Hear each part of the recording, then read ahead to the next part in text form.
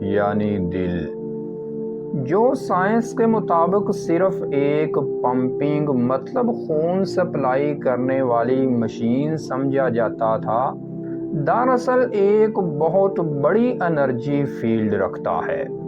معزز ناظرین، یہ بزرگوں اور صوفیاء کرام کے ساتھ عجیب واقعات کیوں پیش آتے ہیں؟ کیا وہ خاص طلسم یا منتر رکھتے ہیں؟ کیا یہ صرف تصوف کی باتیں ہیں، یا واقعی ان میں کچھ ایسا راز پوشیدہ ہے جو انسان کی زندگی بدل سکتا ہے؟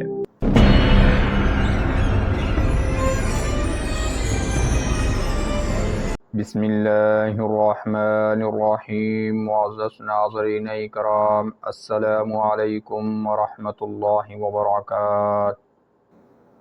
ناظرین اکرام، لائف لائٹ چینل میں خوش آمدید۔ آج کی ویڈیو میں ہم جس ٹاپک پر بات کریں گے وہ یہ ہے کہ کیا روحانی طاقتیں واقعی انسان کو فائدہ دیتی ہیں؟ روحانی طاقتیں یعنی اسپریچول پاورز، یہ ہمیشہ سے انسان کے لیے ایک پرکشش اور پراسرار موضوع رہی ہے۔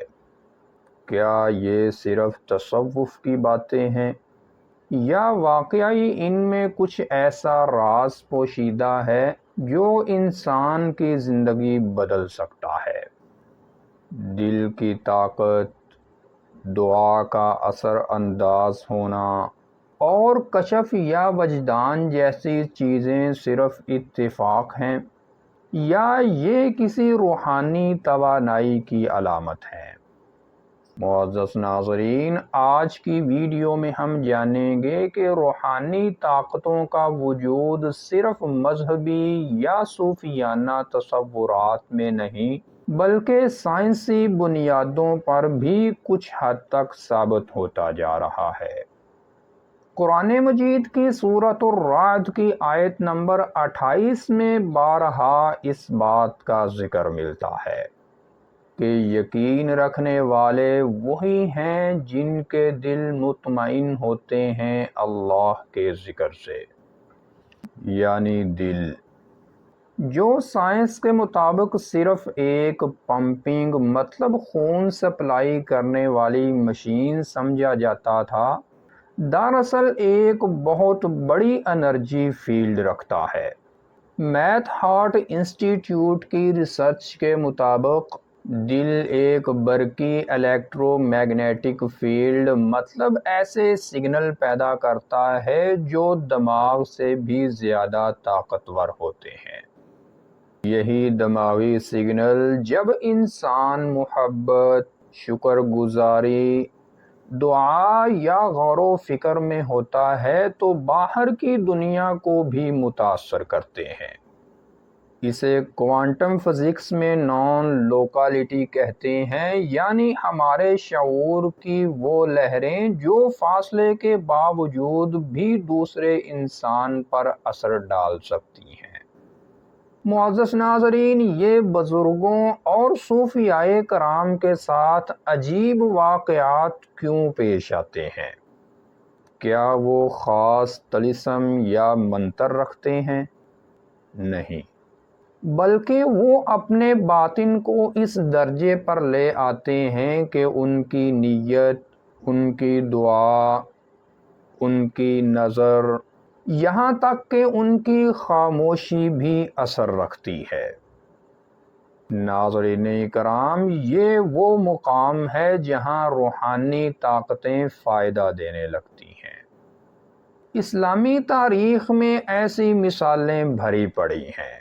حضرت عمر رضی اللہ تعالی عنہ کا واقعہ مشہور ہے جب انہوں نے خطبے کے دوران لشکر کو مدینے سے آواز دی، یا ساریۃ الجبل، کہ اے ساریہ، پہاڑ کی طرف متوجہ ہو جاؤ، پہاڑ کی طرف دیکھو۔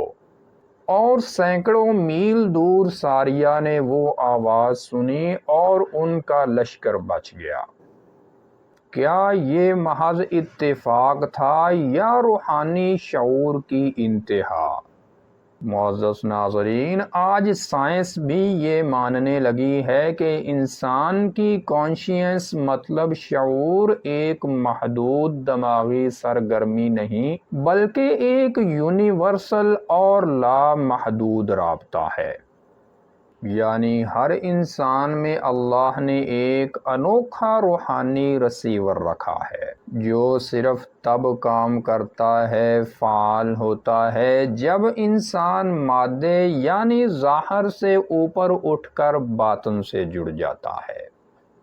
اب سوال یہ ہے کہ یہ روحانی طاقتیں ہمیں کیسے اور کون کون سے فائدے دے سکتی ہیں؟ معزز ناظرین، یہ ہمیں مصیبت سے پہلے خبردار کر سکتی ہیں، ہماری دعاؤں میں اثر پیدا کر سکتی ہیں، دل و دماغ میں سکون، توجہ اور فہم پیدا کر سکتی ہیں، دوسروں پر مثبت اثر ڈال سکتی ہیں، جیسے کسی بزرگ کی دعا ہمیں گناہوں سے بچنے میں مدد دیتی ہے۔ لیکن یہ طاقتیں ہر کسی کو نہیں ملتی۔ ان کے لیے تزکیہ نفس کا پاک ہونا، صدق نیت اور مسلسل اللہ کی طرف رجوع ضروری ہوتا ہے۔ اور آج کی اس ویڈیو کی آخری بات اور آپ سے ایک سوال، ایسی کون سی چیز ہے جو دل، دماغ اور روح تینوں کو طاقتور بناتی ہے؟ جواب اسی ویڈیو میں کہیں موجود ہے۔